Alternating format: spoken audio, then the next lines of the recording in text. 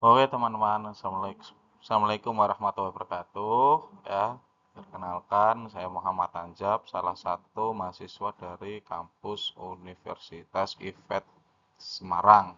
Ya, di sini saya akan menyampaikan ya tentang mata kuliah material teknik ya, yang nanti akan kita bahas adalah terkait materi heat treatment ya. eh Lebih singkatnya, mari kita pelajari ya.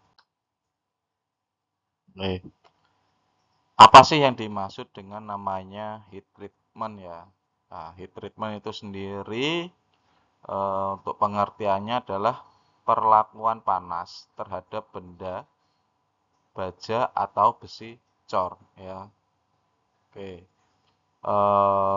Biasanya ini nanti akan banyak dilakukan di perusahaan-perusahaan untuk eh, buat suatu benda yang dari bahan baja atau besi cor ya. Nah, untuk tujuan heat treatment itu sendiri adalah yang pertama meningkatkan kekerasan atau bisa disebut hardness ya. Yang kedua meningkatkan ketangguhan. Yang ketiga menghilangkan ketegangan.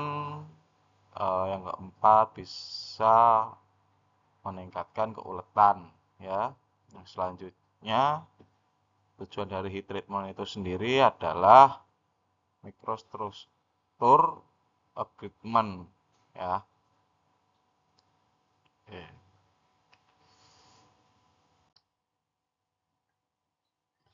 Nah, di sini ada beberapa jenis-jenis heat treatment ya. Eh, dan di sini nanti eh, ada beberapa bagai macam jenis heat treatment. Nanti saya akan menjelaskan heat treatment yang terkait sistem induction ya, gitu.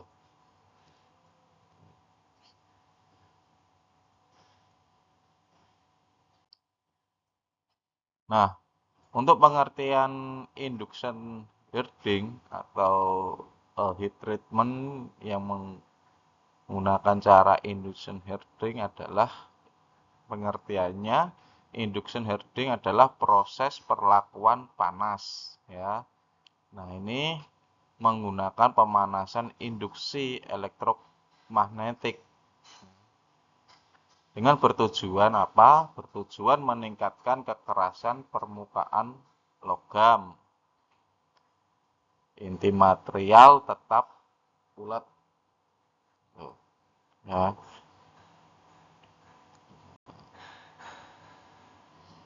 Selanjutnya dalam prinsip kerjanya ya, arus AC atau bolak-balik itu mengalir pada kumparan induksi ya. Nah, dikarenakan dalam kumparan induksi ini dialiri arus AC sehingga itu membentuk medan elektromagnetik. Dari medan elektromagnetik ini akan menghasilkan arus eddy pada benda kerja ya, sehingga permukaan logam cepat panas gitu. Ini adalah prinsip kerjanya heat treatment induction heating.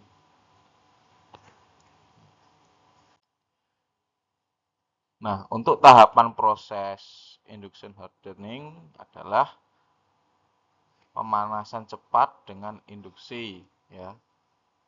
Suhu mencapai daerah austenit, pendinginan cepat dan terbentuknya struktur magnetis di permukaan gitu ya. Ya kalau sebagai gambarannya itu biasanya ada kumparan yang dialiri arus ya, sehingga terjadilah elektromagnetik dan timbullah panas ya. Di situ di tengah kumparan benda yang mau kita treatment atau hardening, kita masukkan di tengah-tengah kumparan tersebut sehingga terjadilah pemanasan. Tuh. Nah, material yang cocok untuk induction hardening ini adalah baja karbon sedang atau 0,3 sampai 0,6% ya. Yang kedua, baja paduan tertentu ya. Dan tidak cocok untuk baja karbon rendah gitu.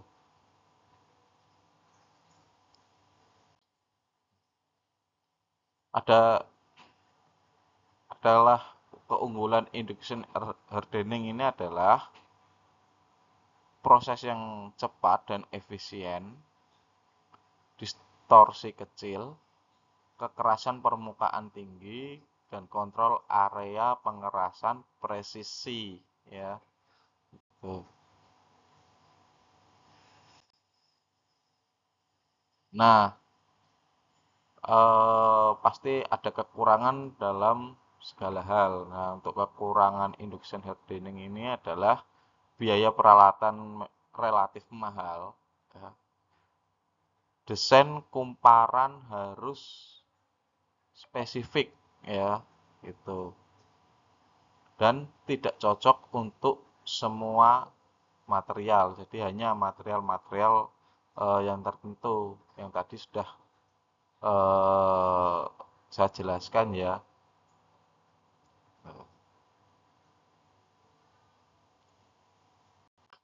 Nah, selanjutnya induction hard draining ini biasa diaplikasikan di industri. Nah, untuk pengaplikasian di industri ini biasanya adalah seperti contoh saat pembuatan poros atau shaft. Yang kedua, roda gigi. Yang ketiga, sebagai contohnya camshaft atau crankshaft ya. Bisa disebut juga knock as dan crank as ya. Dan untuk komponen otomotif dan mesin. Nah, untuk perbandingan dengan metode lain, induction hard draining ini lebih cepat dari furnace hardening ya, lebih presisi dari flame hardening dan lebih hemat energi untuk produksi massal. Untuk kesimpulannya adalah induction hard draining efektif untuk pengerasan permukaan, menghasilkan kombinasi keras dan ulet, sangat penting dalam industri manufaktur modern ya.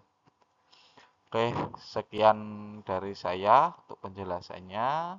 Terima kasih ya, salam sehat selalu dan bahagia.